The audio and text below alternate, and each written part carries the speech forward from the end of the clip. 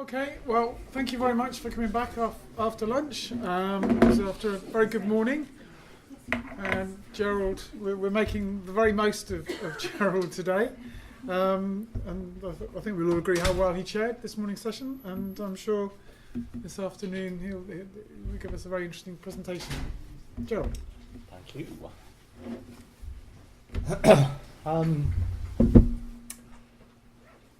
Well, I think I was asked to do this because I'm part of a team that's evaluating the pioneers, and I did say to SSRG when they asked me that I wouldn't be in a position to say anything about the research on the pioneers, and that still is the case because although it's as recently as October that the pioneers were announced, and some of them were already sort of engaged in the work, others didn't really sort of get up and running, or not planning to get up and running until April the 1st.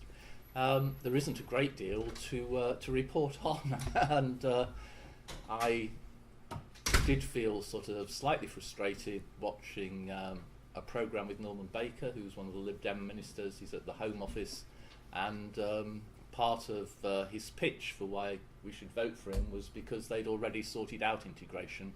They got the pioneers, and this was before April, and I thought that was perhaps indicative of the very short timescales on which politics operates compared with us very slow, considered academics who really need to see the future before we can be clear that it has happened.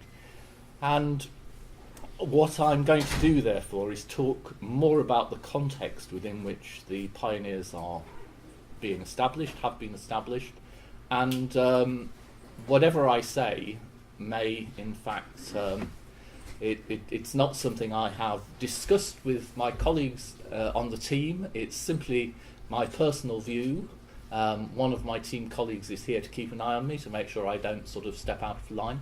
But it is an entirely personal view that I offer and should not be seen to reflect either the views of the team or, of course, the views of the Department of Health and the Secretary of Health, Secretary of State for Health, who so kindly fund us.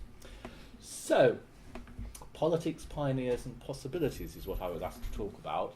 And apart from the fact that I love alliterations, I'm really keen to talk on this because I do think that the political element of integration is incredibly important and little discussed, though this morning, I mean, all of my thunder has been stolen because we've covered everything that I wanted to talk about, I'm afraid. So after the first 3 slides, you might want to rest your eyes, but I will try and disturb you. The outline of what I want to do is to give what you might think are some snapshots of integration today. Can you see? Do we need the lights off? It's fine. Great, thank you.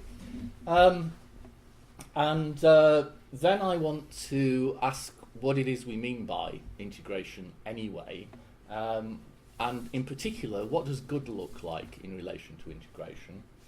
I then want to talk about the Pioneer programme in terms of the thinking behind it, the notion. Of course, I'm trying to think about pioneers. I mean, pioneers, I think, are people who lead the way. I think Norman Lammers referred to them as leading the way.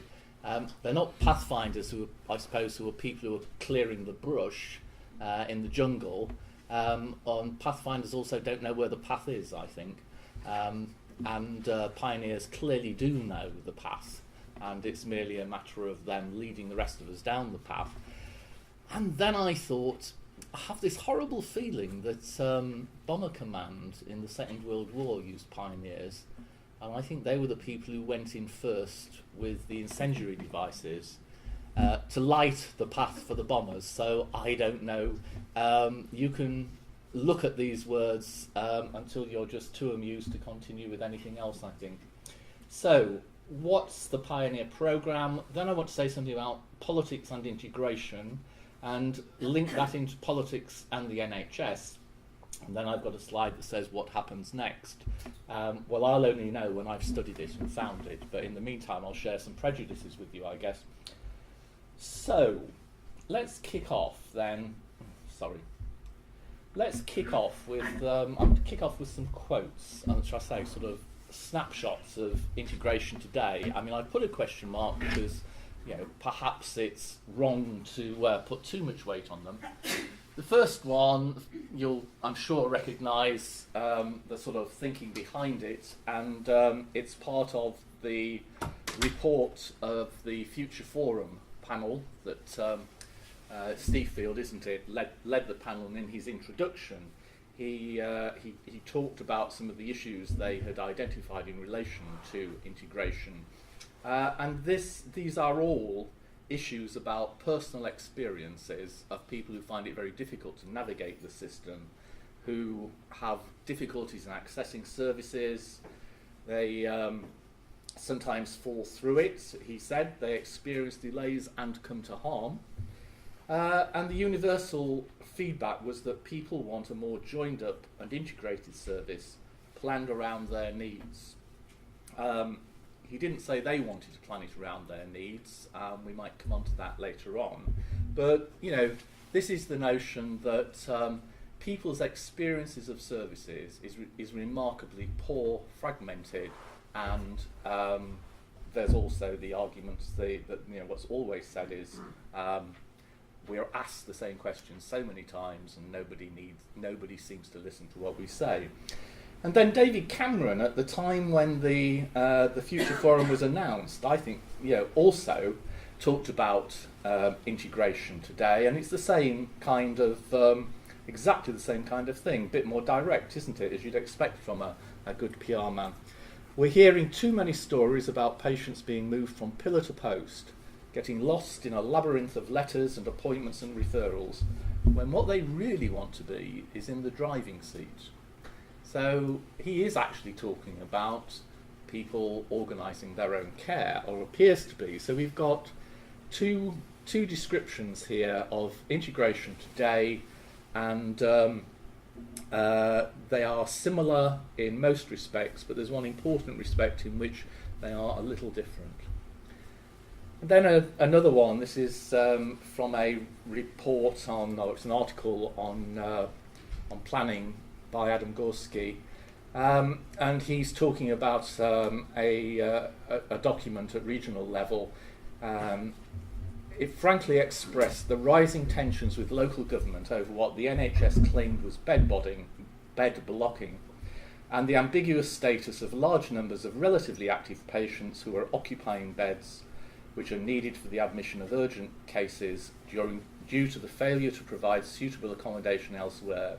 So this isn't, personal experience is tied up in that, but this is looking at it from the point of view of the system. The management of demand is looking at it from the point of view of flow through the system, and the failure of services to get their act together in an operational kind of way, which leads to what Norman Lamb would say is a hugely dysfunctional system, and a system that is unsustainable. My third one is from a study of joint planning. The development of each service was usually considered in isolation. It could not be said there was an overall plan for the development of services for older people in any of the authorities studied. I think we've probably heard of that kind of thing. The local authority associations warned that if they were not able to meet the extra expenditure needed to expand their services, the Minister's hospital plan would be imperilled. Well, this is much more at the kind of macro level. It's whole systems planning, if you like, or the absence of whole systems planning. It's about the differences in priorities between NHS and local government, and it's about the codependency of the NHS with local government. If local government isn't there, there are many parts of its services, especially in relation to hospitals, that can't be realised. Now, I'm sure you recognise all of those sorts of statements. I guess we hear people say this as we go around on a day-to-day basis, if we're a sort of train spotter on joint planning, as I am.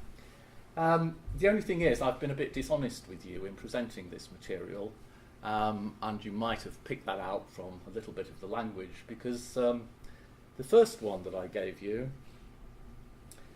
Yep, that's absolutely right. Stephen Field 2012, David Cameron 2011. Next one is also absolutely right. It's an article by Gorski in 2012, except he's a historian and he was writing about the southwest of England in the early 1950s. And the phrase bed blocking was alive and well in the early 1950s. And I think that this description could, change the words. Ministers use much the same sort of language. The think tanks use it. Even ageing academics use exactly the same kind of language today to describe the situation in the hospital system. And then this one, yes, it is. I couldn't put the date on because it would have given it away. This is actually Sumner and Smith, 1969. It is the first evaluation of joint planning, as far as I know, that was carried out. It's an evaluation of the health and welfare plans that local authorities were asked to put together in 1964 as a complement to the hospital plan. Sorry, they were asked to do it in 63 and the hospital plan was in 62. Well, that's a mere, 50 years ago, goodness. The first joint planning circular I've ever discovered, and there are almost certainly more waiting to be discovered, was written on January the 1st, 1961. And that was about the hospital plan and the need for local authorities to work in a complementary way with the NHS. We've been round these circles a few times, and very little has changed. I mean, I've actually had a personal experience of this because I'm ashamed, I'm embarrassed to say that I did my master's dissertation on something called joint finance back in 1977. I'm pleased to say I did take a few years off, and I haven't continuously looked at joint planning throughout my working life, but I did come back to it in 2010 when the white paper was published, and I was asked to write a paper by the LGA on its implications for local government. And although you sort of keep a watching eye out, and I'd even dabbled in joint planning and integration myself, as in a PCT and local authority, but I really was pretty shocked at how little had changed in the literature, and how the same kind of approach to bringing the NHS and local authorities together, the same kind of approach was being advocated. It's basically give them a legal responsibility, set up a consultative body between health and local governments that has to meet, but it's not really clear if it has any powers. Well, in fact, it doesn't have any powers.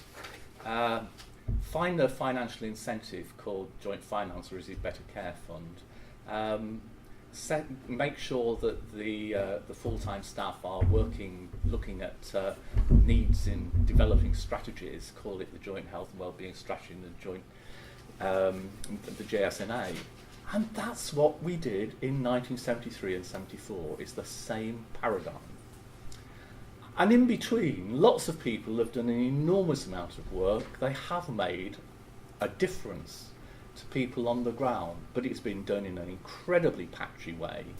And every time there is a review of integration, every time there is a feeling that for whatever reason health and local authorities need to work together, we set up a new initiative, we set up a new framework for collaboration, and it has broadly the same elements in it. So what's different now, I guess, is one of the questions, and I have to say that I kind of waver between thinking there are lots of things that are different and we could achieve some change to build on the learning that we've had in the past. And I also sometimes feel that actually the blockages in the system are so great that we will continue to go round the same circle again.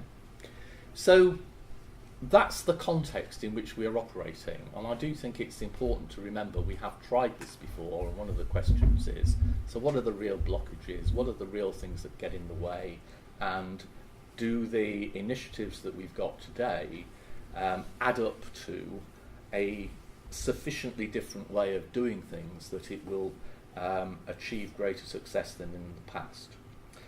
So I want to move on then to say, so what is it we're talking about? What is this thing called integration? Is it just semantics, or does it have some real meaning? We know, I've already sort of talked about what poor integration looks like. It's the first bullet. Things like failures in communication, poor transitions, planning and resources of different organisations misaligned, differences in structures and cultures. So we know what bad looks like, what would good look like.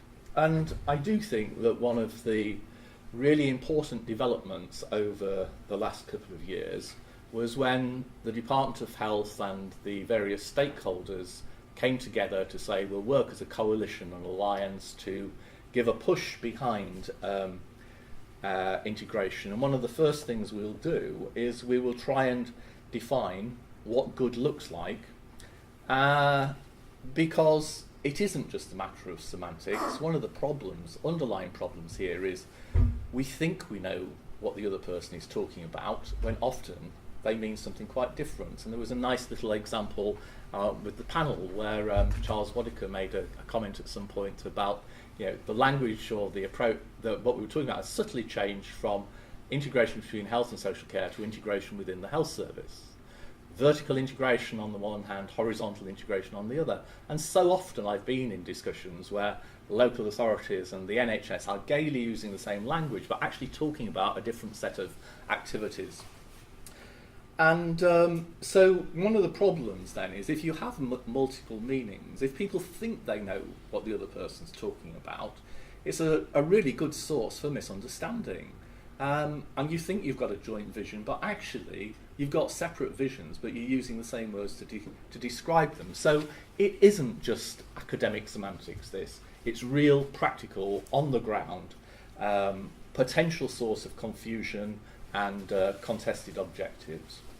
So in that context, I think it was important that national voices were commissioned to develop the first national definition, and they were asked to develop it from the perspective not of the organisations but of the individuals around whom services should be organised.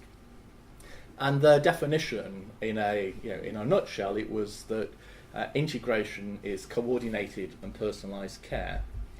And you'll know they produced a supporting narrative, a set of what are called I statements, which I've seen adapted in a number of authorities, things like the Bardsley I statements, which is, they're being owned in some places definitely. But the first point summarises it. I can plan my care with people who work together to understand me and my carers, allowing me control and bringing together services to achieve the outcomes important for me, to me. And that, I think, is very consistent with what Norman Warner was talking about in terms of empowering individuals to be disruptive agents, to say what were the outcomes that were important to them and what were the ways in which they wanted those outcomes to be met. This doesn't go on to say, and they will all have a personal budget, but there's plenty of scope for discussion about the integration of social personal budgets and health personal budgets. And this is a definition of integration that, in terms of what's important for individuals rather than what's good for organisations. And that's an absolutely vital distinction in terms of any discussion of integration. And part of the issue about incentives is how do you structure incentives so that what's good for the organisation is good for, is what the individual wants. But there's another bit to this which we'll come on to, that actually some of the organisations and some of what organisations provide is not what individuals want and cannot and should not be sustained. That's at the root of our political problems, I think, around this. The other point I want to make is that this is a definition of integration which is quite separate from a medical model. It's rooted in the language and concepts of individual living and the social model of care and support. If that were to be a definition of the purpose of integration, and not of integration, the purpose of integration, it would lead to a very different pattern and balance of services, and it's really just a different way of saying we get to a very similar place to the discussion that we have when we talk about at the more macro level that Norm was talking about in terms of getting different patterns and balances of care to meet people's needs, which have changed an enormous amount, and services are not sufficiently responsive and flexible to provide what people want and need now. And also, interestingly, in terms of the pioneers, the bid said that when they came to select the pioneers, they would be looking at how far the pioneers had been able to demonstrate in their bid how they would adopt and use that definition so it would drive the work they did. So this is a kind of starting point which is new and different from anything we've had as a starting point before for integration. And I want to say a bit about the Pioneer programme itself and the thinking behind it. The first is that it is yet another response to the continuing shortcomings of integration and the embedded barriers that I talked about before. One of the papers talks about isolated pockets of excellence being no longer acceptable. They must be extended across the whole country. And that's become part of the sort of chattering, health and social care, chattering classes' view of integration is that it's working in some parts of the country. You can go and see it. We can all get on a bus to Torbay. Except actually, is it Monitor? Monitor has said they can't continue doing what they're doing. So perhaps you can't get on a bus to Torbay now. I don't know.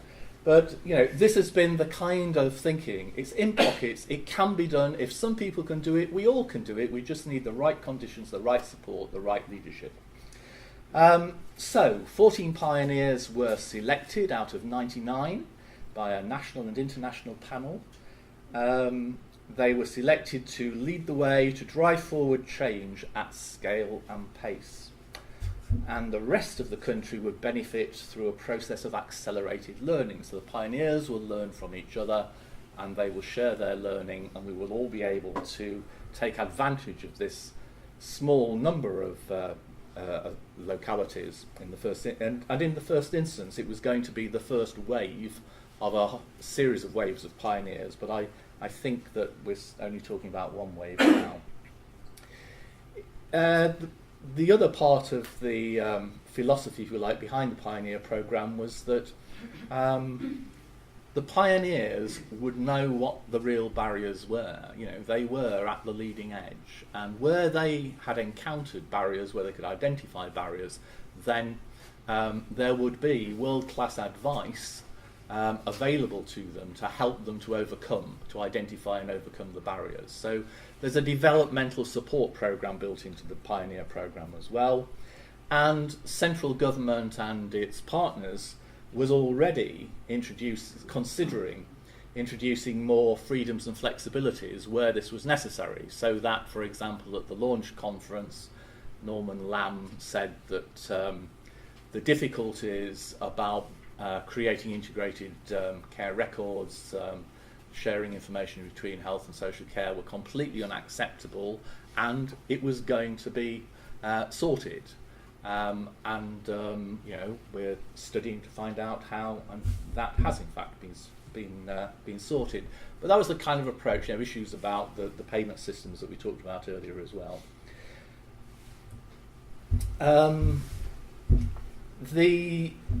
This is where we get into what I think we have to call Sir Humphrey territory, actually. I hope everybody still remembers Sir Humphrey Appleby and, yes, Prime Minister. Because not only were the pioneers going to be selected for their ability to demonstrate how innovative approaches to commissioning and the delivery of integrated care could be taken forward. But there was also a timetable for the achievement of integrated care and support across the country as a whole.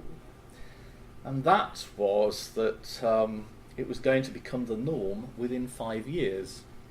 That was first published in the Joint Commitment document in May 2013, and ministers have referred to it since on several occasions, including at the launch of the Pioneers. Now, that's the Sir Humphrey moment, because I'm sure that had he been sitting with Norman Lamb and Jeremy Hunt when they were asked to sign this statement, he would have said, "That's very brave, Minister. Very brave."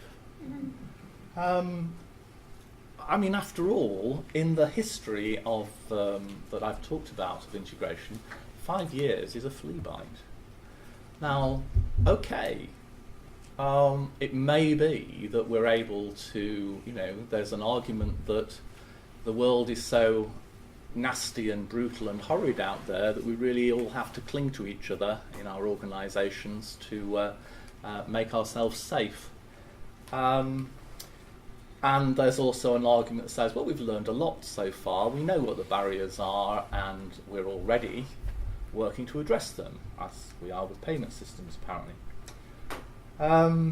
It still seems to me that that's a risk that fortunately is the other side of the general election, but it does seem to me to be at least worth questioning whether the kind of depth of the cultural and structural barriers that are frequently identified can be removed within a period of 5 years. And not just that, I mean, they're saying that the measure of success will be that it's not just that we'll have integration, but that integration will result in improved outcomes and positive experiences of care. Now that's what we should be looking for, and it's great that ministers say that's what our set of organisational systems and processes are about. That's the purpose. The purpose of public services is to serve the public. But whether we can achieve that in that period is something that obviously we will be very interested to study and to develop measures by which we can do it. And Martin's going to talk about measures shortly, not about whether it can be achieved, but he's going to talk about the measures. Talk about measures. Yes. Another interesting point is that they're not pilot projects.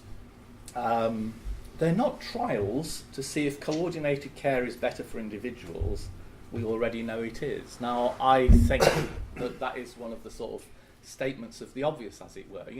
How can coordinated care be less good than uncoordinated care? Which again, it's great that we are talking very clearly about integration, not in organisational terms, but in terms of what it means and does with and for people.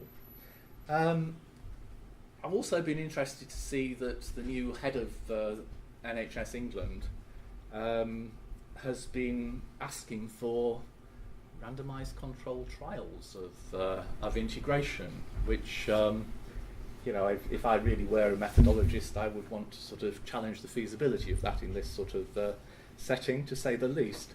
But there is this whole sort of issue that we need evidence to show it works. We need to be able to demonstrate that certain models of care work before we can commit resources to fund them, and before we can feel brave enough to support the extension of new models of care universally. And this, I want to argue, is really all part of the political process within which the Pioneer programme is embedded. So, as I've said, this is an ambitious initiative. The Pioneers, the BCF, and everything that goes around it, the wider policies on integration. And there's no two ways about this. It's extremely ambitious. People have been really, I think, very pleased that there's been a minister who has hitched his personal star to this field and made himself unpopular with NHS England, at least as a result. but it's a very ambitious and brave set of initiatives. So let me then say something about what I would have said here: politics, priorities and integration. I've deliberately said national politicians.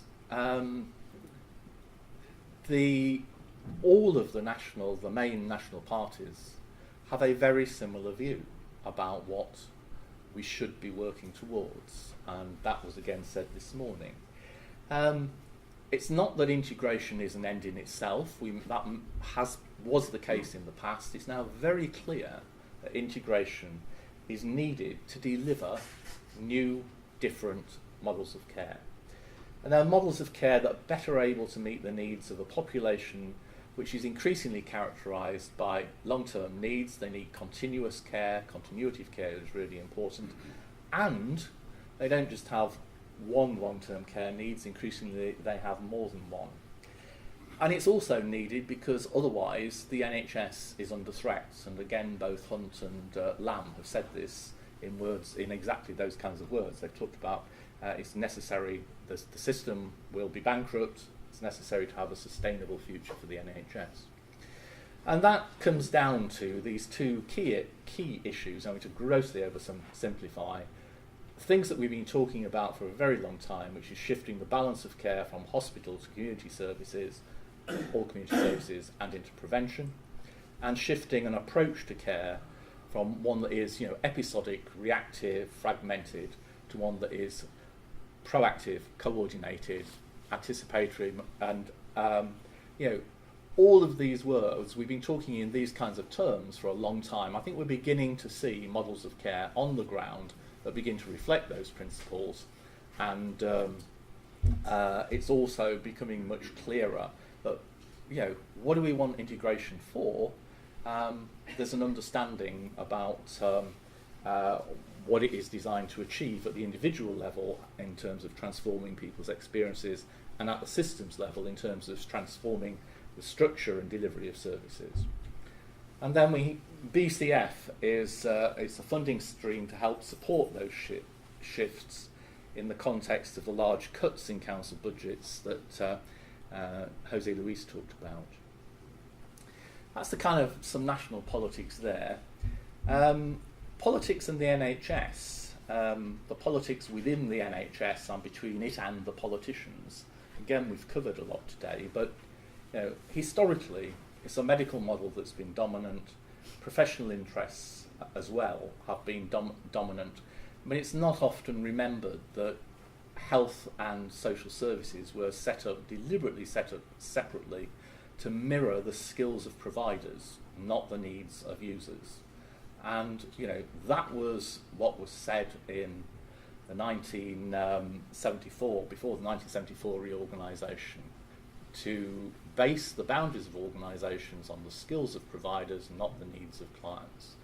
And you wouldn't use that language today, but we persist with that form of organisation. Integration is a mechanism to implement policies that actually disadvantage those dominant interests. It's a mechanism which is, its implication is clearly to move resources out of the acute sector, which has dominated the NHS for so long, and to get a different balance of spend between it and services outside the hospital sector. And the forces of austerity are seen to reinforce the urgency of that.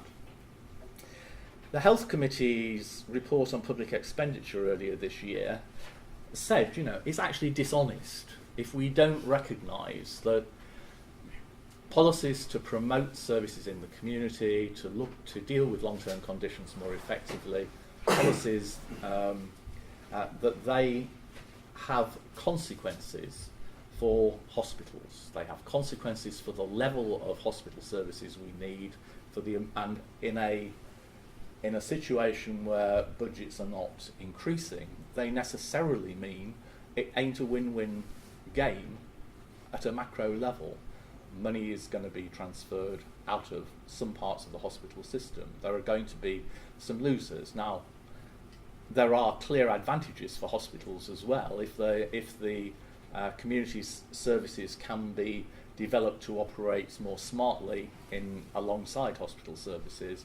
There are gains in terms of the way that the hospitals use their resources. But overall, it feels like it is a zero-sum game that we're starting to play here. And there's the issue, I think, for the politicians about the politics of the health service is, do they accept that this is the consequence? Well, yes, they know it is. Intellectually they know it. And 5 years ago, however, the current government ministers were saying there would be a moratorium on all closures of acute hospital services, and we had at least one cabinet minister, I think two actually, on picket lines outside acute hospitals trying to stop them being closed. To stop them implementing the policies that their government and Norman Warner, as it happens, were actually promoting. So there is an issue about whether politicians are able to accept and live with the consequences of the somewhat sort of high-minded rhetoric that now characterises the discussion about personalisation and community services. There's also the issue about whether the NHS will accept these consequences. And, the NHS is, of course, the subject of Parliament. It's just that it doesn't know it. And the NHS at the moment, we've seen very clear example of the acute sector biting back, as I've said, on the Better Care Fund. They're saying it's our money. Why they feel so angry about these 2 million, I don't know, but that billion, sorry. But they are, they are determined to make it as difficult as possible for this money to go across. And it's known that the sort of the top group of Foundation Trust, the Shelford Group, have made it very clear to the Secretary of State their opposition to it, and they've made it very clear to Oliver Letwin. And so the launch of the BCF was delayed, and there are all kinds of discussions going on about the BCF at the moment, which I don't pretend to know any of the detail of. But there's another example of whether the NHS will accept its part in this policy, and that's what happened about health and wellbeing boards. And again, Norman has dealt with this, as he said, you give somebody the responsibility to assess needs, to develop a strategy, and then you don't give them the resources or any leverage to put it into practice. What you do is you say you can write to the people who hold the money if you don't think they're taking their work into account. Now, this is pretty nonsensical, isn't it? This is not good management in any way, shape or form. And there were huge debates about the power of the health and wellbeing boards, whether they should have any, whether they should sign off the plans that are put forward by the local authority and the CCG. And in the Future Forum report, it describes the health and wellbeing boards as a crucible for integration. Well, actually, there is a little typo in that report, because in one place it still says the crucible for integration. So clearly, at some point, someone said, well, it can't be the crucible because that's where everything happens, if you think about it carefully. So it's only one of them. So how do these different crucibles relate to each other? Let's not get into metaphysics. But, there is no appetite for the sharing of decision making in terms of the material that comes out to people at local level, in my view. And that is a constraint within which people are having to work. They've always had to work with it, and it's one of those barriers that I think has become more rather than less difficult. And then there's also sets of issues about whether the public will accept the changes. Now, somebody talked today, I think it was you actually talked about a conversation with the local public. I've had experience of that kind of conversation where you say to them that actually we are going to develop a different pattern of services. We're not just here to close your hospital and move the services 10, 20 miles up the road to somewhere else. What we're about is a different pattern of services for you locally, which will meet your needs better. And we, the clinicians, the managers, the politicians, are confident that this will, in time, lead to a better set of opportunities and services for you. And the public will engage in that kind of debate. What they won't engage in is a debate which isn't a debate, where people come and say, we want to hear your views on the decision we've already made, and our task as managers is to manage public opinion, to manage our way from where we are now to there. And so we have a number of reconfigurations around the country that have been going on for at least 10 years. And that kind of debate and discussion is absolutely puts the public in a position where it's inevitably a negative element in the whole system. But then there's the other issue, which is local government's got this responsibility to promote health and well-being. It's supposed to be the convener of place-based planning. It's supposed to be sensitive to the views of local people, its residents. Can it actually and effectively lead and develop and give opportunities for that kind of conversation to take place in partnership with its CCGs?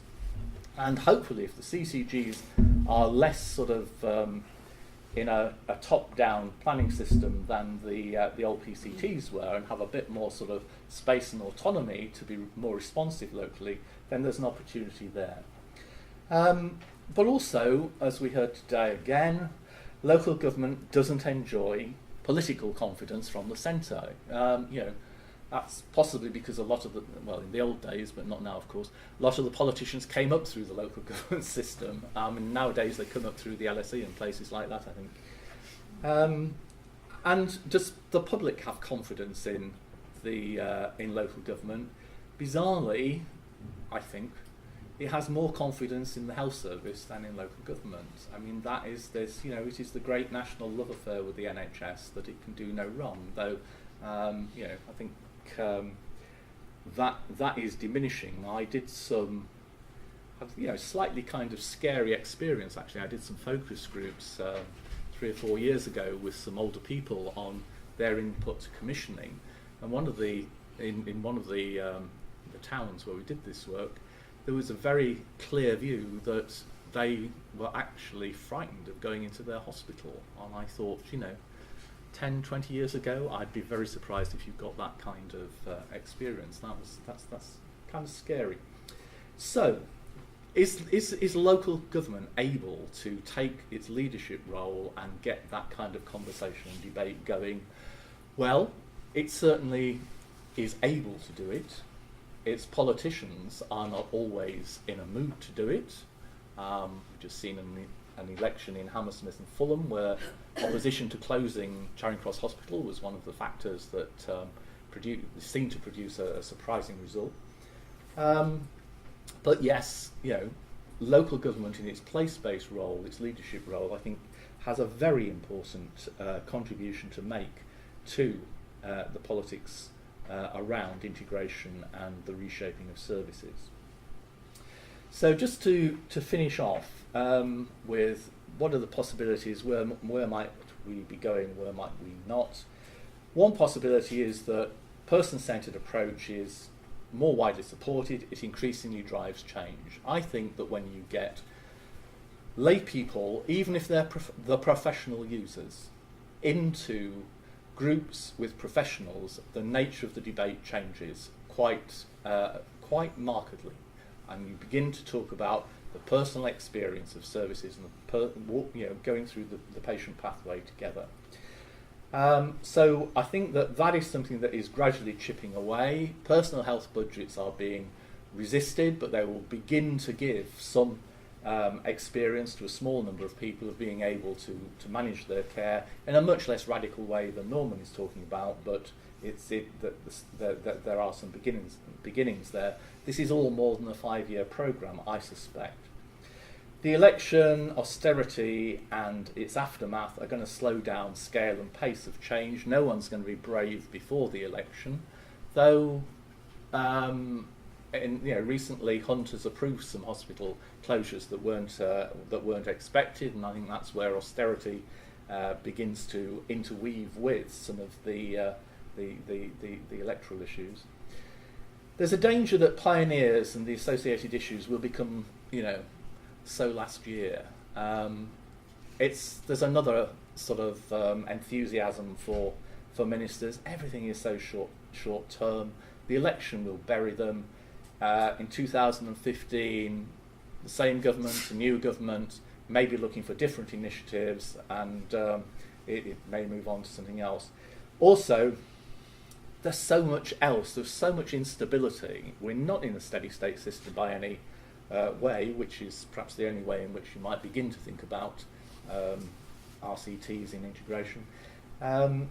There are so many entrenched barriers, and we heard about them today. One we didn't hear anything about, and I'm sorry I couldn't get round to it, is this issue of, you say you want to create networks, integrated networks of providers, but you also want to make sure they're in a competitive relationship with each other.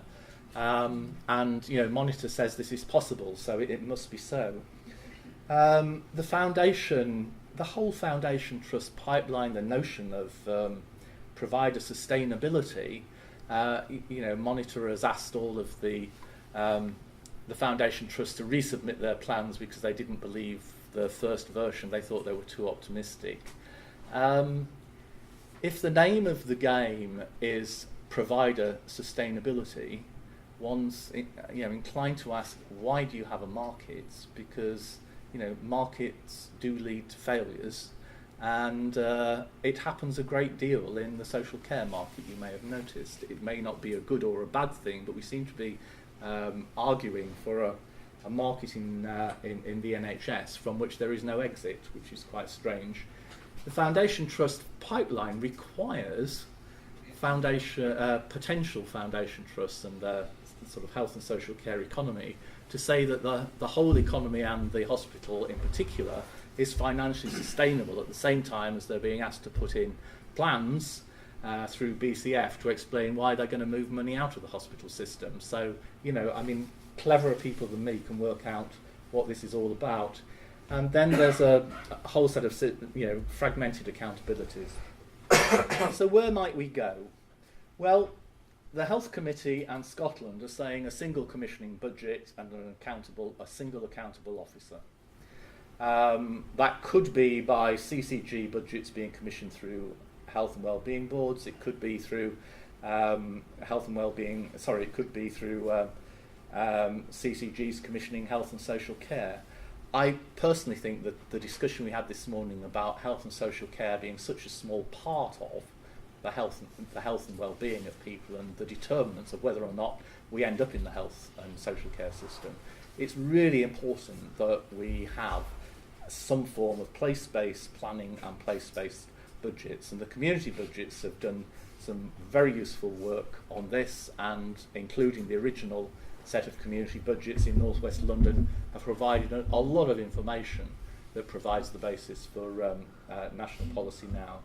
There are models of integrated providers through accountable care organisations, but my final point is that we talk about integration as though it was a technical issue. There are lots of barriers to be sorted out. There are actually there are all kinds of values that are underpinning those payment systems and accountability systems, kinds of political choices to be made, and the underlying one is whether we continue to have a national single-purpose NHS or whether we have a series of local health services which are less insular, they're more an integral part of the local family of public services, and they're not part of a single-purpose nationally controlled service. My argument would be that the kinds of needs that people have, the kinds of services they want, mean that the NHS, if it ever was an appropriate vehicle for meeting people's needs holistically, it no longer is in terms of the way that it's organised and delivered. And integration, all the debate about integration, is a kind of discussion, really important discussion, but it obscures that underlying issue about what is the role of the NHS and how is it to be organised and provided. Thank you.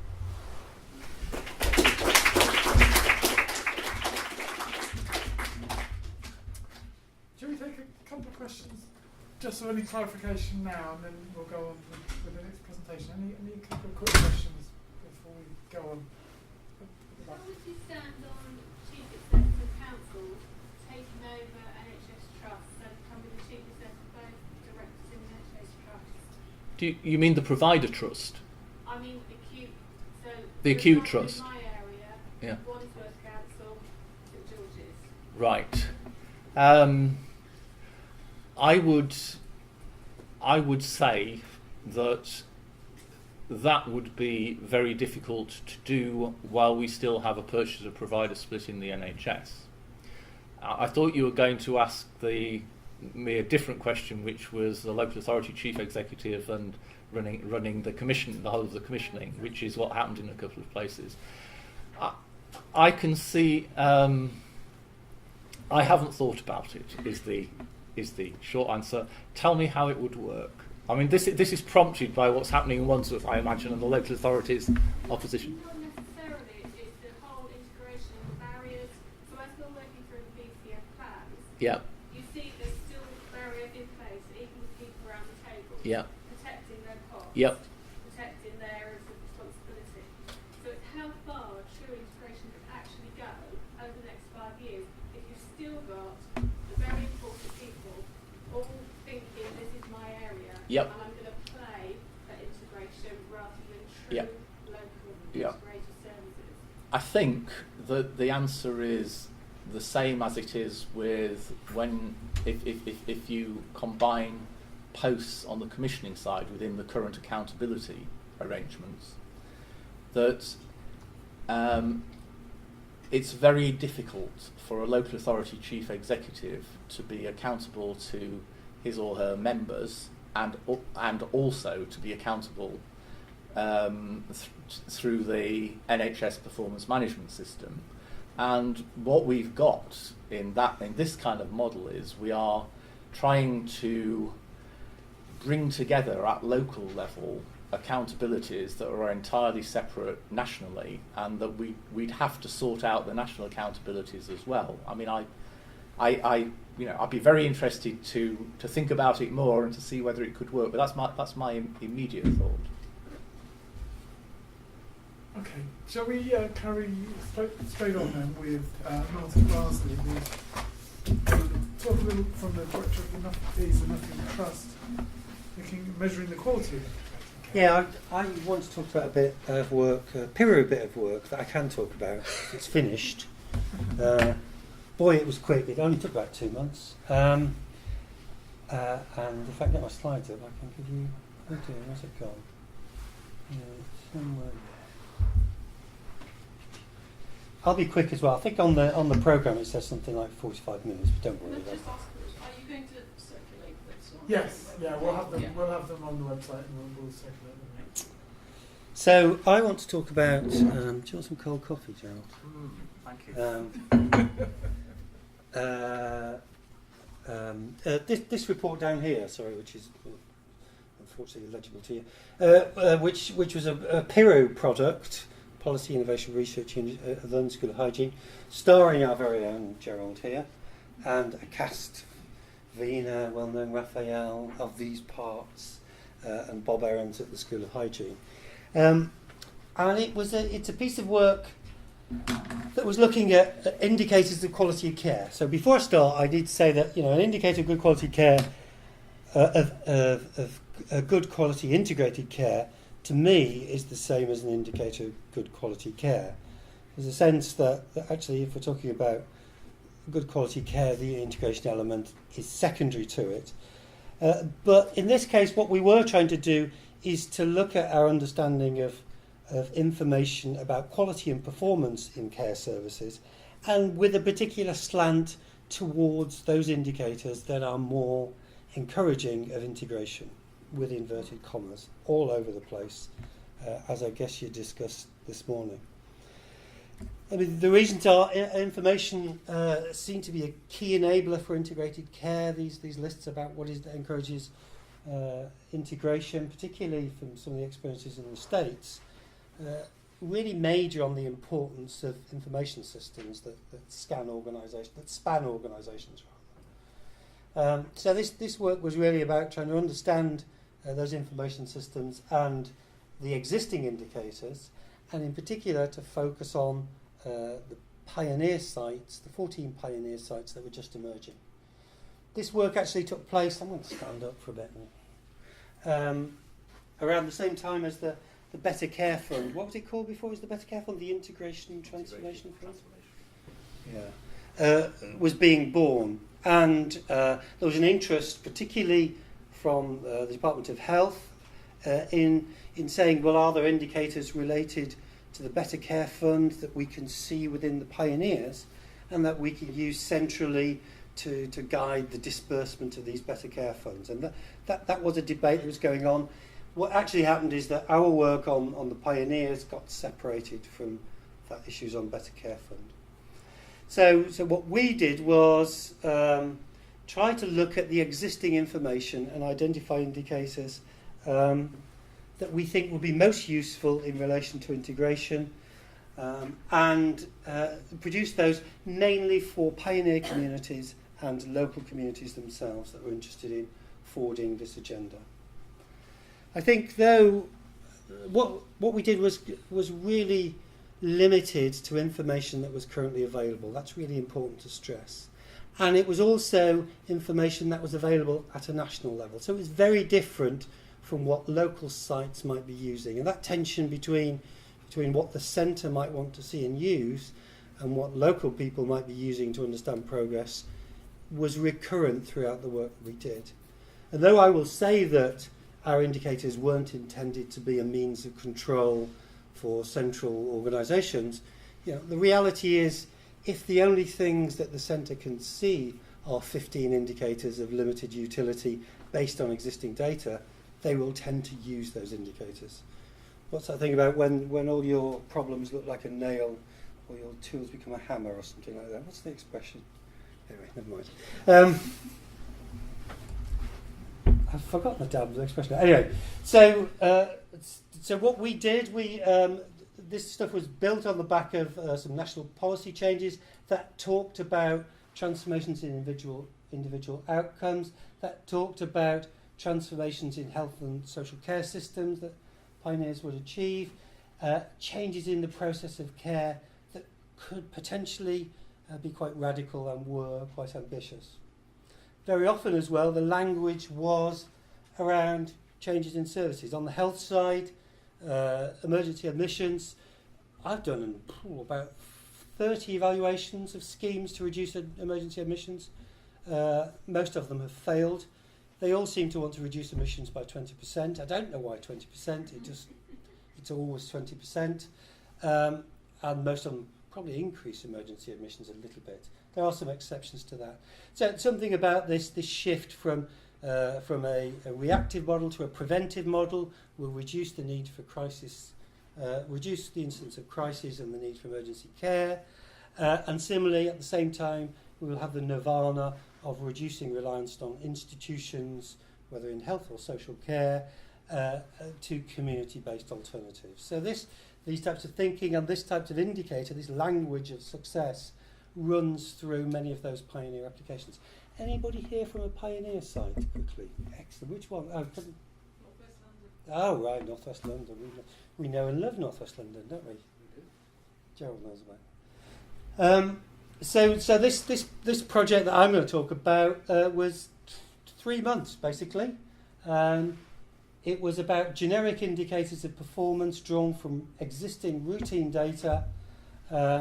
We wanted to draw from the things that the pioneer sites themselves were talking about, the language they were using to express success, and we wanted to do it quickly because we were told to do it quickly by our sponsors at the Department of Health, and we did do it quickly. That's what we did do. The approach we took was not very imaginative. We looked at all the proposals from the 14 pioneer sites. We looked at the indicators they were generating in there, and we got a list of about 228. We went to a couple of meetings with people, talked to a few people. We applied some criteria, and we chiselled the list down to 35. And then we talked to some people some more and sought feedback on that. Then we got a report. So the report at the end, the report I showed you as the web link on the PIRU website, is a digest of that process and lists those indicators. I'm not going to talk about all of them. Just to mention some of the things that we observed in passing, though there were lots of indicators generated by these pioneers, there are also large areas of commonality between them. It's almost like a kind of growing language sometimes about what success in integration might mean when you come to measure it with the information systems that you've got. So lots of pioneers, lots of parallel evolution, which was quite encouraging to see. But there was huge variability in the way that the information and the specificity of the information that were being used. Some of these sites were hard-nosed targeteers. Some of them were very aspirational. Northwest London, I seem to remember being slightly more on the arm-wavy end of the spectrum. It wasn't so hard, was it? I can't remember. Quite odd to us. Was it? Okay. I might have got you mixed up with somebody else then.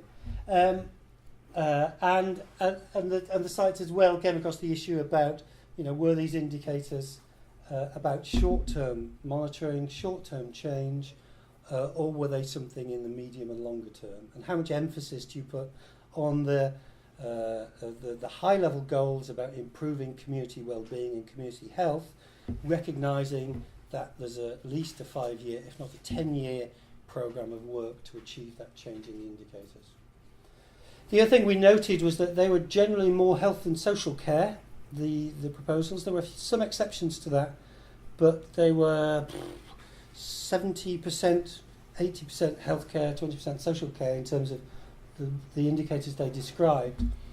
And they were also kind of limited in their recognition of some of the intermediate and process steps. The language is very much about articulating the outcomes we want to achieve, and that's what many of them did. We used a set of criteria as a kind of semi-academic.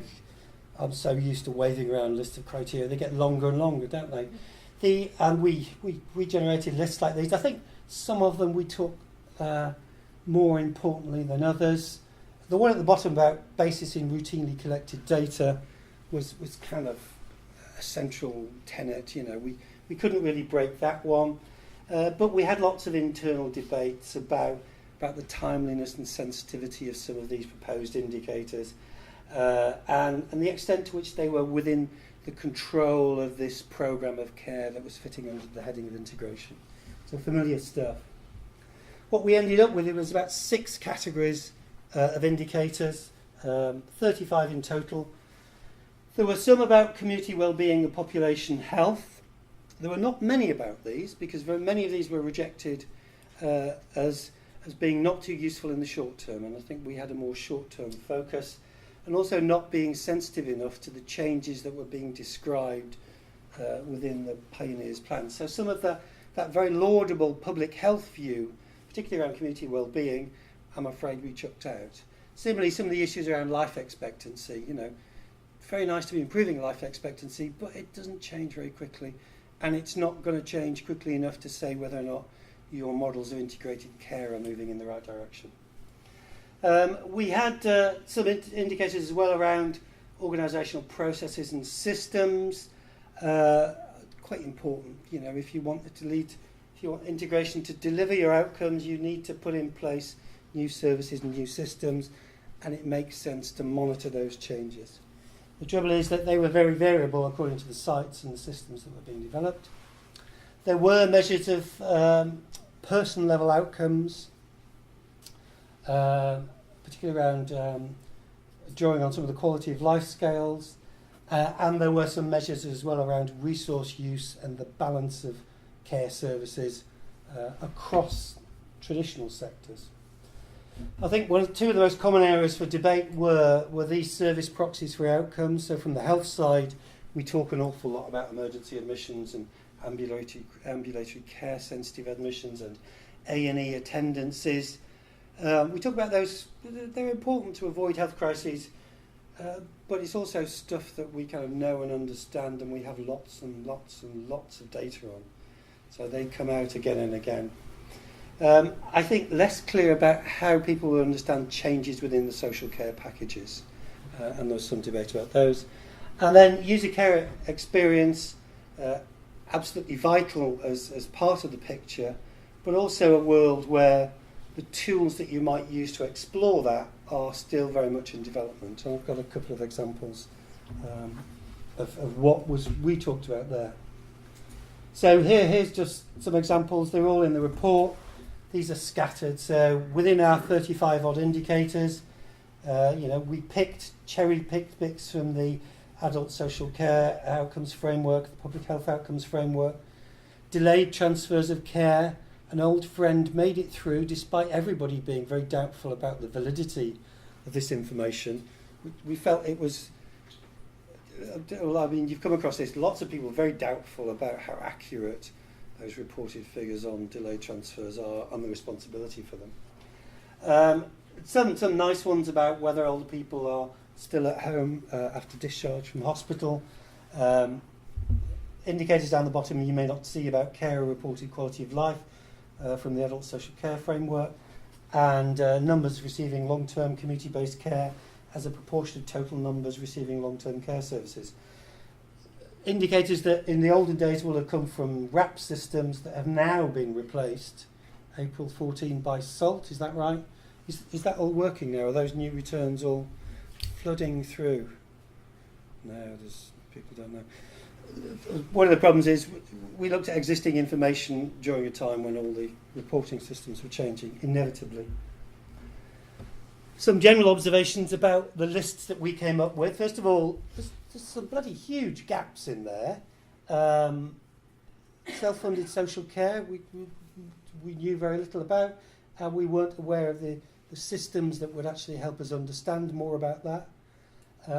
Information on the views and experiences of staff, which in lots of other studies of integrated care have been deemed to be quite important early markers, they were actually quite difficult to get hold of. And I think that's where pioneer sites themselves ought to be looking to use the interim markers drawn from that. Just basic things about the scale and size of these alternative community-based services. A lot of our information systems work much better in institutional settings than outside. So you find that actually there's a bit of a lacuna, a bit of a hole in the information about what's happening in community settings. And in an environment that's trying to encourage that, that's kind of problematic. The patient user experience I'll come back to. And then, one of the key gaps as well is that all our information systems have been built up from individual organisations. Very few of them are capable of spanning across, and yet that's what we really want, is to be able to span across old style services and care sectors. If I just skip onto that. So just to demonstrate that, many of the pioneer sites were thinking about data linkage across sectors. Have you seen this diagram before? We use it a lot at the Nuffield. This diagram is just to demonstrate what happens when you bring together information from GP practices with hospital systems, with social care systems. And this just represents one person over 3 years. And the little X's, they went to their GP. And the little things, triangles, they had outpatients, and that's a hospital visit. That's a social care assessment, and that's social care input. So, this picture is for this one person, was drawn from gluing together information systems in 3 different sectors at the person level. So it's kind of showing the reality for this one person of health and social care provision over the 3 years. We use it in the Nuffield for various perverse ends about predictive modelling and all kinds of stuff. But this idea is underpinning many of the pioneer sites thinking of the ways that they need to use information.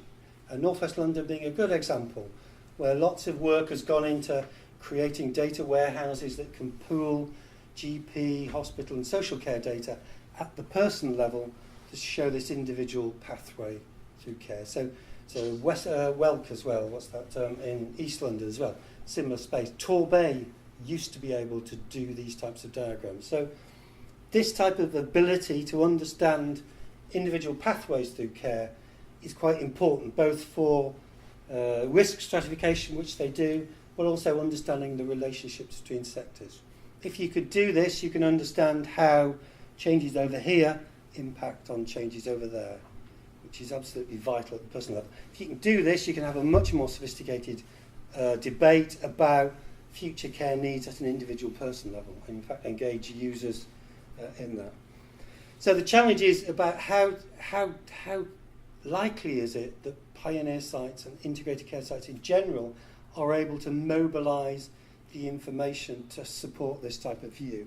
And though they're making some progress, I must admit it's hugely challenging for many of the sites to do it, and the recent information governance climate has made it even worse. But that's one example of where there are things that they want to do, but actually aren't immediately achievable in the very short term.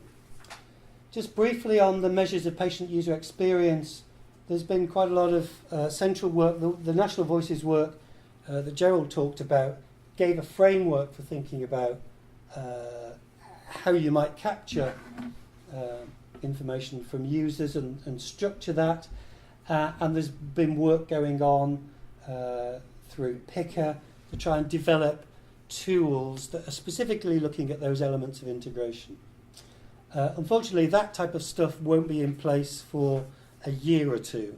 So if in the short term you're interested in how your pioneer's changing, we think the only solution is either to generate your local sites or to use your local surveys or to use existing surveys, and particularly subsets of existing surveys. So one of the things we do in the report is point to those items in existing surveys that talk more about integration.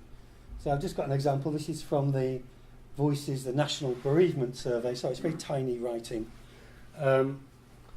But it's, when you think about questions like when he, she was at home in the last 3 months of life, did he, she get any help at home from any of the services listed? So a question to a bereaved relative about what services somebody actually used at the end of their life. I mean, that's something that's captured within that survey. So our message was saying, within these various surveys, there's other ones as well, there are these items being collected. Good to be able to mobilise those to your own ends if you want to. An example from the GP survey. In terms of the resource use, we threw in some indicators about resource use, but I suppose what we really wanted to advocate was people think about understanding activity across different care services. The important thing is to understand how many of these things are being delivered where and how that's changing. You can apply costing using things like PSSRU, unit costs and so on, to weight these activities with pound signs, and that's useful for various planning purposes. But the key stage is to understand what's happening across all these sectors. And so to be able to mobilise those, that was our approach. I think we also recognise that this kind of notional approach that says how many of these are going up or going down and what the cost may not translate into actually cashable savings. There's something about this is a slightly abstract notion of weighted activity, and it may not mean that the hospital achieves a saving, because it will only achieve the saving if it closes a ward, closes beds, reduces a service, closes a hospital. And the same on the social care side. And then finally, around issues of analysis and interpretation, we suggest that you don't look at indicators in isolation, you look at them, a spread of them. You need to recognise the statistical stuff as well. There's no point in getting very excited about a difference in an indicator when it's just due to random noise. And too often people do get excited about pointless rankings and differences that aren't significant. And then the final issue on the interpretation was about thinking about the ways that you judge progress within your own site. And you don't have to necessarily use the national norm or the national averages. You can be more sophisticated than that. You can think about change over time. You can think about benchmarking against matched areas. Or you can think about absolute standards. But there's a local debate to be had about how you judge whether or not change in an indicator is good and is what you would expect, and shouldn't be taken for granted. Okay, so those are my summary observations then. That information is important to these pioneers, both existing information and new information systems. Very often they're looking towards developing new ways of creating information systems, but that can be challenging, in particular around the IT solutions, the permissions and the analytical capability. And then finally, just to remember this tension between what they need for a local site in terms of the indicators will be, I think, more sophisticated than will be available nationally, but I still think they need to keep an eye on what is available nationally. So I'll stop there. Thank you.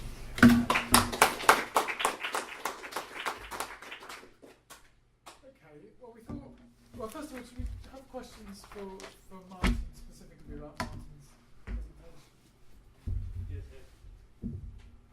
Are you considering having particular subsets of indicators for particular age groups, or are you considering, I don't know, Yeah, sorry. classify them or standardize them by age? Now, I think, well, there's 2 points to that. One is we had generic indicators, and then we had separate indicators for cardiovascular disease for particular groups, mental health and learning disabilities, and something else. So there are some more specific care group indicators. And I think, yeah, they're in the report. I think the issues around standardisation are important as well, and age and gender. But it's also it's something that you need to think about quite carefully about what the appropriate standardisation is, based on what your expectation of change is as well. So what we didn't do is produce fully specified stuff with a really detailed specification. A lot of it we pointed to existing sources, and a lot of the time you will use the standardisation that they do, but I think you need to recognise in some cases it might not be appropriate.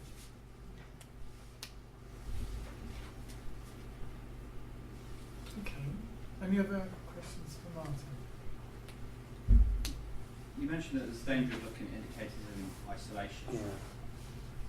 The even bigger danger behind that is that those indicators are often driving operations in isolation. So a great example is delayed discharge and care. You go and look at a hospital, and the discharge manager's primary role is to get people out of the system. And then you look at, they're doing a great job, you look at the residential admissions for that authority, and it's absolutely terrible because it's a beautiful conveyor belt into residential homes. What's your approach to ensuring that even in those isolated operational environments, you've still got more holistic indicators? I think it's that. I think you have to look at the suite of them. You have to recognise the different levels at which the indicators operate. And so your perfect suite combines your short-term, very operational measures with some of your longer-term changes. I think as well, the other thing is the underlying logic of the changes that you're doing needs to be there too. So with all these kind of change programs, it's that clarity between why are we making this change to the service and how does that roll out into a patient outcome, a patient benefit in the long term. And in many of our evaluations, we've found that map has either not existed or become slightly fractured. And so I think it's important to understand the underlying logic of the changes that you're trying to implement. And they need to be linked in with your indicators too. Do you think your model is measuring fidelity to model integrated care, or is it measuring the outcomes of integrated care? I think it's a bit of both. I don't think it really is measuring. I don't think it's measuring fidelity. I don't think if you sat me down within a particular pioneer site and said, okay, how do we measure the changes that are happening here, both in process and outcome terms? I think you would come up with a much more sophisticated set than we did here. I think we kind of produced a lowest common denominator that is a bit about process changes that people expect to be happening and a bit about outcome changes. But in my opinion, it's quite crude and needs to be augmented by much more sophisticated analysis locally. Sort of a comment really. I think one of the things we've found in terms of which links back to your comment about delayed transfer to care, is the attribution question that you raised there. So clearly there's lots of interventions going on to try and reduce delayed transfers of care, partly because there are lots of different reasons why people are delayed. And our ability to try and understand within the integrated arena which those interventions is the most effective is actually one of the biggest challenges that we look at. And looking at actually, in a sense, it's been additionally harnessed by the Wistow work, I think, which has been quite helpful because it's focused us in on, okay, so which are the component bits of all of the whole system that are contributing to dealing with delayed transfers, which you can do if you break down all the reasons for delayed transfers and see which ones are the ones that you seem to have cracked and which are the ones you haven't. But it's almost like doing that deep dive piece of work around particular indicators, which may show, I mean, arguably you wouldn't achieve a good score on delayed transfers unless you're doing all of those things. And actually you've managed to reduce not only the medical reasons for delayed transfers, but also the social care, the housing, the everything else. If you can show that you've tackled all the reasons why people get delayed, then you've really got an integrated system because you've managed to get all of those partners to work on that thing. Yeah. If you've only dealt with one element of the delayed transfers, so those people waiting for residential care, then you're sort of, I'm thinking of it in one of those like sort of spider diagrams that show have you managed to get all of those bits. But I think the attribution issue is one of the real challenges because in our Better Care Fund, we've got various things which we say are really going to make a difference. But we're conscious that there are other things outside of the Better Care Fund that may be happening either within individual organisations or collectively elsewhere that may also be making a difference. So how much it measures that particular set of integration things and how much it just measures the fact that we're doing all these things all over the place is really difficult, I think.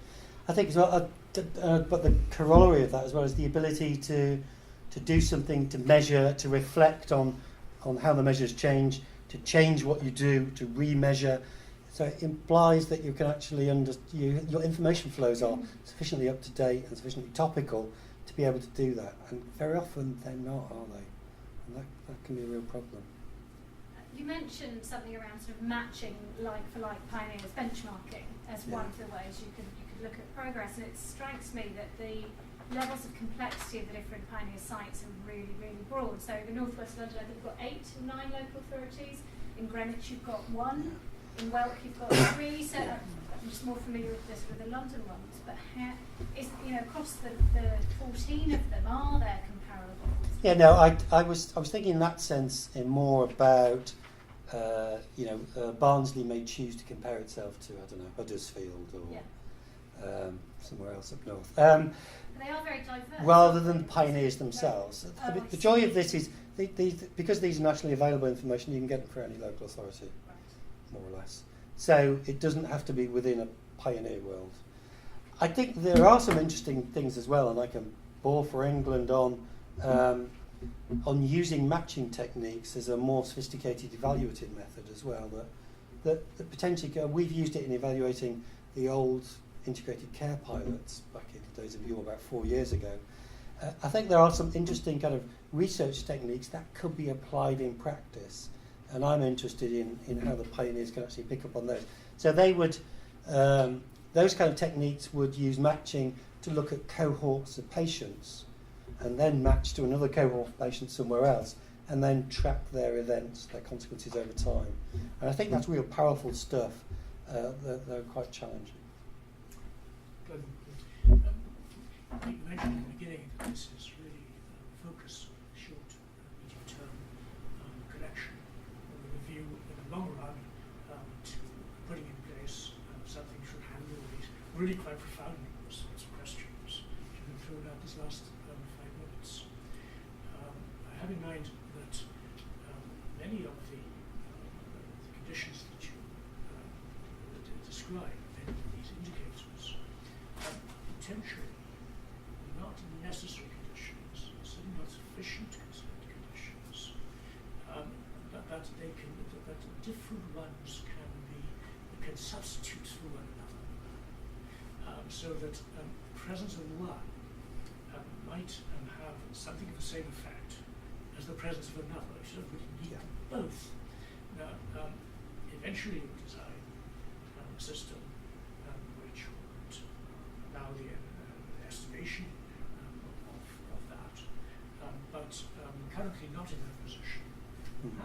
what kind of expectation of life do you give this kind of system?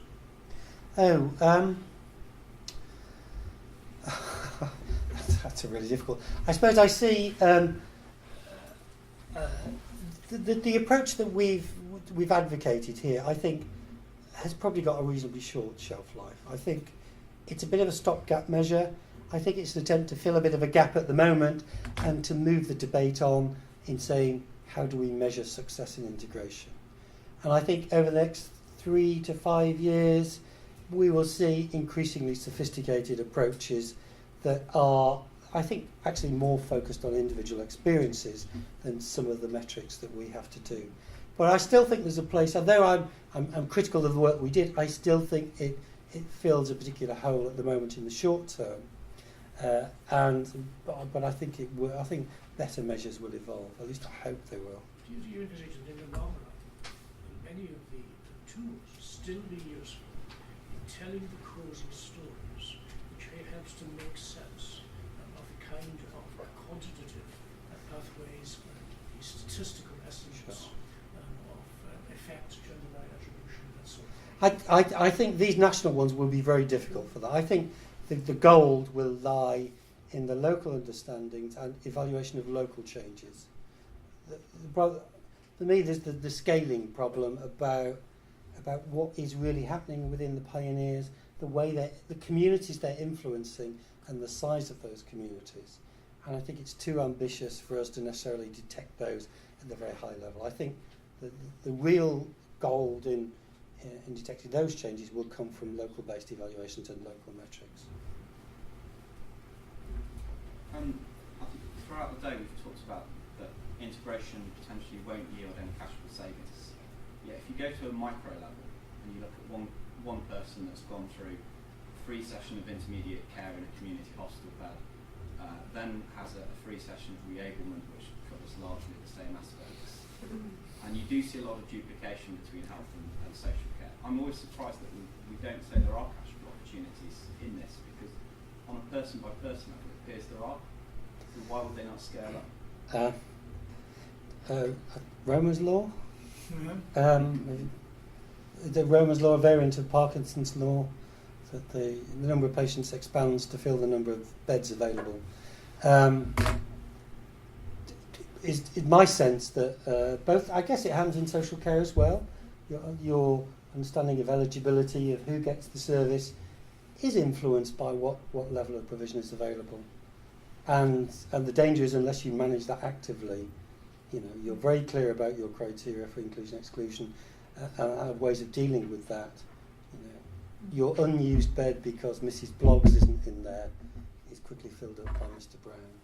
Gerald, have you got, it just sort of quite nicely broadens the discussion a bit into integration issues more generally. Have you got any comments on that particular issue? That's an idea of that sort of how integration will or will not affect that kind of duplication. Well, you've got the issues about in any situation. There's the issue about the model, the fidelity to the model, and the skills and capabilities of the people who are operating it, that are all important variables.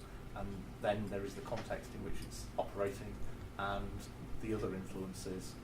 So I think as you said, one are looking at some of the we are looking with very imperfect lenses when we're trying to assess the extent to which these systems are in principle capable of producing savings, and in practice do so as a result of either the capacities and capabilities of the people operating them, or because of other activities are substituting for elements in the model. And the inability to keep people out of services is a hugely important variable in this. I think you describe it as a zero-sum game. I Yeah. we think of it as the prisoner's dilemma. Right. I suppose the question is, how do you remove the game, which comes back around to centralised budgets, finances, Yep. and that whole discussion. Yeah. That's a statement. which I agree. But I think another feature which adds to it is that, from my experience, is that one of the big focuses of this work is understanding the whole population, doing a risk stratification, going out and proactively looking for people, which means that once upon a time, there were loads of people we'd never have encountered at all in health and social care because they wouldn't have bothered coming to us and then they would have died. Now we're proactively going out, finding them, giving them additional bits of healthcare. We may be helping, but actually what we're doing is extending their lives and enabling, and actually seeing far more people than we would have once done so. So inevitably, as you say, case by case we may be saving money, but overall we're absolutely not, because we're identifying all those unmet needs that we used not to meet at all. We're now flushing out and trying to do something about it. It's very interesting to know about the different indicators for measuring integrated care.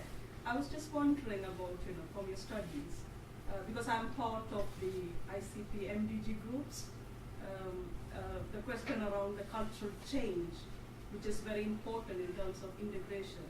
So did that come up, I was just, and that's the key thing which I find when I sit in the MDGs.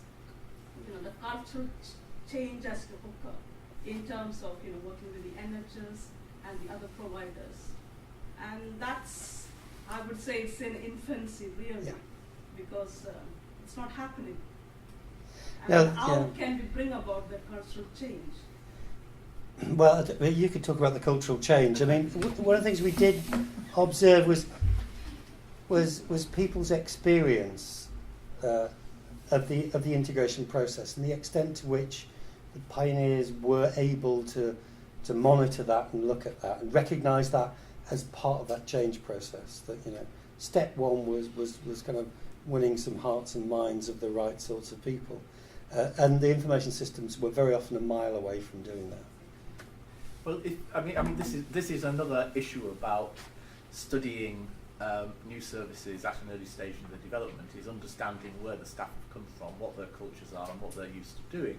And I can't help but compare this with the early stages of comprehensive education in the secondary system, where what tended to happen was that sometimes new buildings were put up, sometimes new boards were put up outside schools, and the same staff provided the same kinds of classes to the same kinds of children who had been labelled before secondary modern or grammar school. And it was over time teachers developed the skills, or didn't, to deal with a wider and different range of children and to teach them in a different kind of way. And we are talking in our rhetoric about transforming systems so there is a different relationship between the user and the person who provides services. We're requiring it in people who are often very poorly paid and not very well valued to make a leap in terms of the way they work. And we then measure very quickly whether or not they're working in a different kind of way, but we're not terribly specific that that's what we're measuring. And surprise, surprise, they're still doing the same kinds of things within a different sort of context. So I don't have at this point in our data collection, I do not have a good view of all of the 14. One of the ones that I've been looking at has identified exactly this kind of issue as one of its core tasks.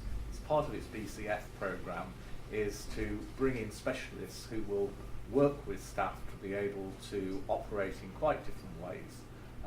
And so that's at least one pioneer that has got a programme. It recognises that is a real issue. But there is a wider issue, which is about the kinds of employment conditions that we are prepared to give to both existing staff, and also we talk about new kinds of workers who are going to be able to work across the boundaries of different staff. And sometimes it's about de-skilling, sometimes it's about upskilling. These are really big workforce issues that we do not give enough attention to. We certainly, I worry about the way in which people are recruited and paid, especially in social care and in the healthcare assistant kind of work. That's a special part. An issue to me is about when you're measuring outcomes or setting measures in place, is about the quality of the actual delivery. Because in my experience, I've been involved with a community ward pilot, and where I'm sure most people know what that's about, but basically keeping people out of hospital and selecting these individuals that need high intensive care, and therefore you're gathering a group of services together to provide services to meet their needs. And in fact, in some cases the services weren't there, i.e. a patient might be with chronic obstructive pulmonary disease, require intensive physiotherapy.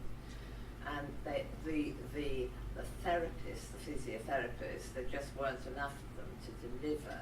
So when you're looking at integration of services, there's a whole issue around are the services there? So if you're going to measure, are you measuring like for like, really?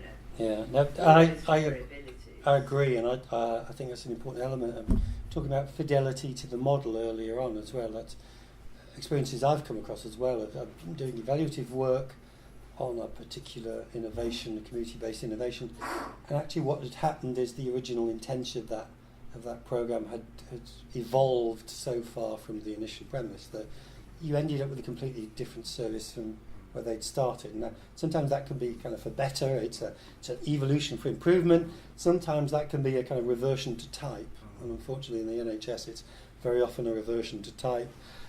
So I think that links in with the question about, are you really doing, in terms of the service model, what was originally planned? And once again, that's something that these crew types of measurements really don't pick up too well. Because can you deliver to the mass? Yeah. It's rather like personalisation, when it was first brought in and you have the pilot schemes I was mentioning this morning. When you were only looking for a small group of patients, and therefore you could provide effective funding to deliver to meet their requirements.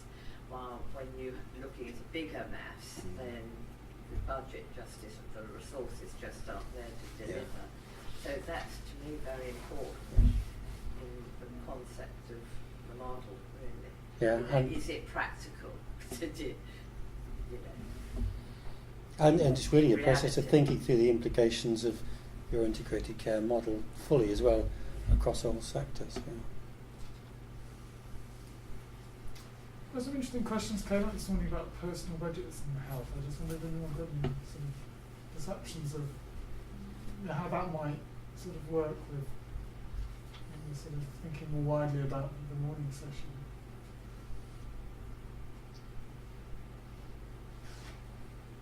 So we were a personal health budget pilot. So we did personal health budgets for people with diabetes, COPD, and muscular conditions. And I think our experience was that they were very much a sort of a forerunner or a common thing to the integrated care plan type work, in the sense of doing some very intensive assessment and care planning with somebody that then looked at what outcomes were they wanting, and then yes, there was the application of the budget to it, but in a sense that process of assessment, care planning, and working with the service user and caring about what the outcomes they could achieve were very common to, and have sort of fed into the other work that we're doing. And I think as we go forward and apply them next year, again we would look at certainly starting with those long-term conditions where it seems to make sense, and connecting it up with the self-management concept. Particularly we found with diabetic patients, if we did the expert patient program with them, and then they were in a better position to think about their personal health budget plan and how they wanted to use it, because it connected up with them. So making those connections, I think, and it's very, and then linking them up also with ongoing peer support. So actually trying to draw together those different initiatives in a way that makes sense, it very much contributes to the personal responsibility part of managing long-term conditions. And I think that people were sounding a bit scared this morning about elements of it. I mean, I was trying to reassure whoever I was speaking to. I mean, you don't have to do all of it. You can use a bit of a budget for a bit of a thing. That there is a market out there for psychotherapies in particular. There are, you know, you can go out and get an independent physio or an independent speech and language therapist. Or I was saying we used it a bit for our aquatherapy resource, and that's been really successful for pain relief, etc. For particularly people with pain rheumatoid conditions. And so being able to use it in bits and think about it and build up slowly and use it as part of an integrated care plan, I think is actually going to be quite exciting next year when we do that. I was at an In Control event recently, obviously, who sort of led the pilots on personal budgets, and there was a couple of workshops around personal health budgets. And the stories were that the positive side of it is that people want that choice and control about what happens to them if they've got a long-term condition or complex condition that they need to manage. And the downside of it, from some of the people we heard, was the pressure on the carer often, or the family member that lives with that person, to manage the bureaucracy that goes with it. And so where there are support systems that can handle that for them, it can be much easier. But the bureaucracy seems even stronger, and it's perhaps the cultural differences between social care and health, where we've actually in social care for a long time been looking at passing control over. That sort of issue of power shift has been going on for I think for more years probably than it has been thought about, and the ideas of co-production, etc. within the health service. And so the bureaucracy and the ability of the people around, the clinicians and the GPs around some of the individuals, they found it much harder to pass that control over fully, and therefore there were a lot of people talking about experiences of lots and lots of reviews and more meetings than they thought were necessary, and yet they still wanted the experience around having control and being able to choose meant a huge amount. So there's kind of One of the pioneers is, as part of its bid, says that it's going to develop integrated health and social care personal budgets. I mean, it may not be the only one, I know about that one.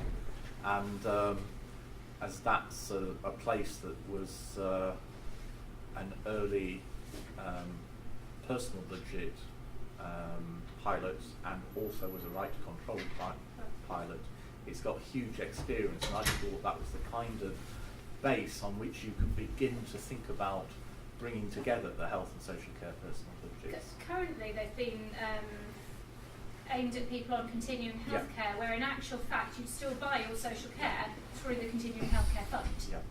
So it has the descriptions of what people were buying from it was both health and social care support, but from that stream. Yeah.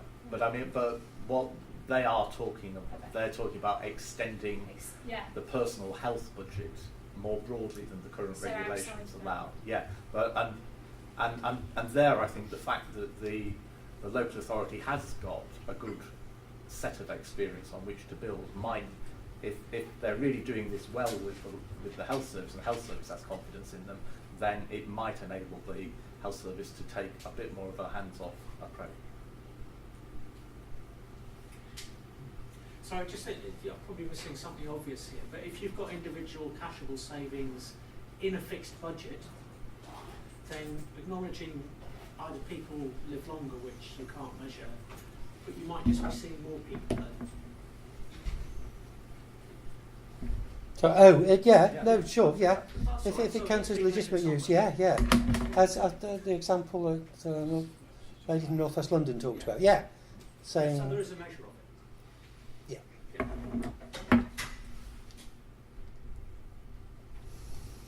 Levin.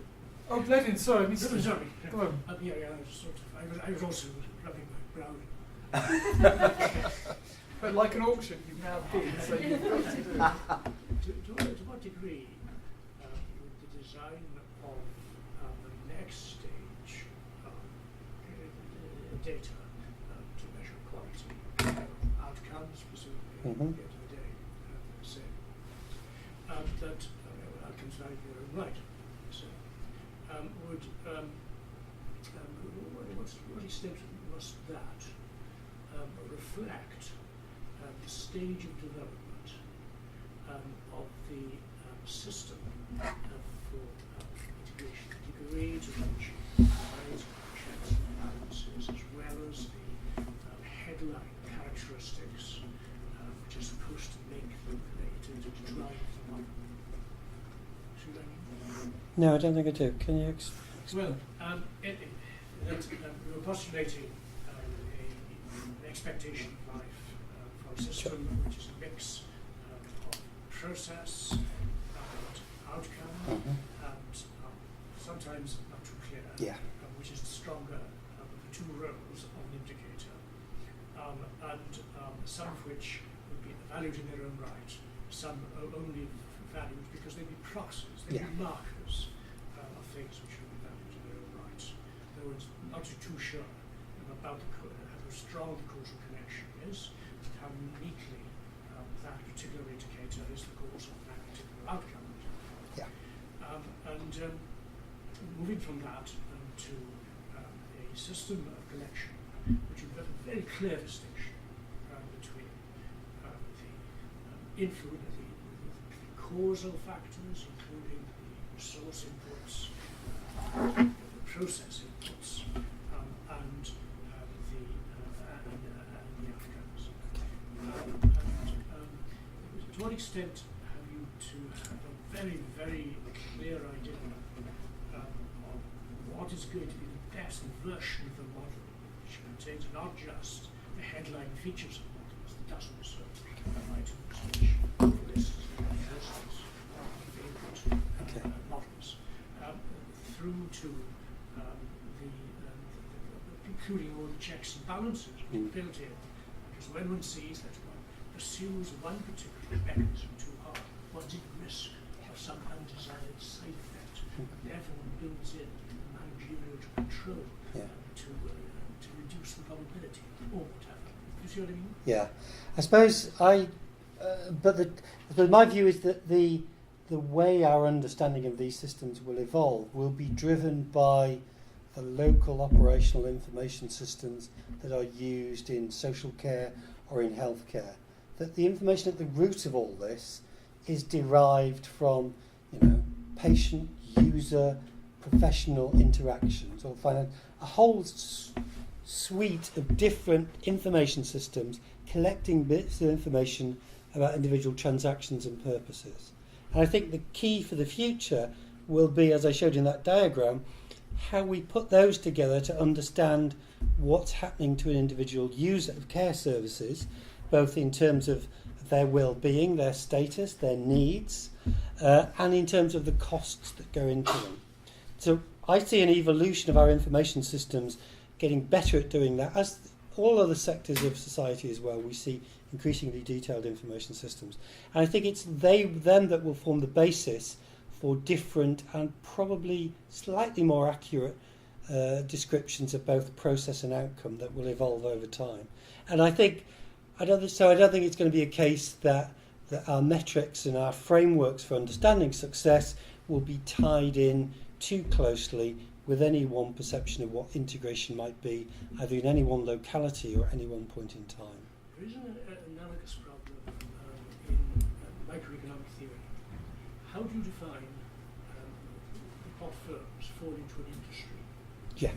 An industry defined in terms of the outputs, in that case, that is producers. Say, what is the car industry? And everything that goes into the production of the range of models that's produced by the car industry.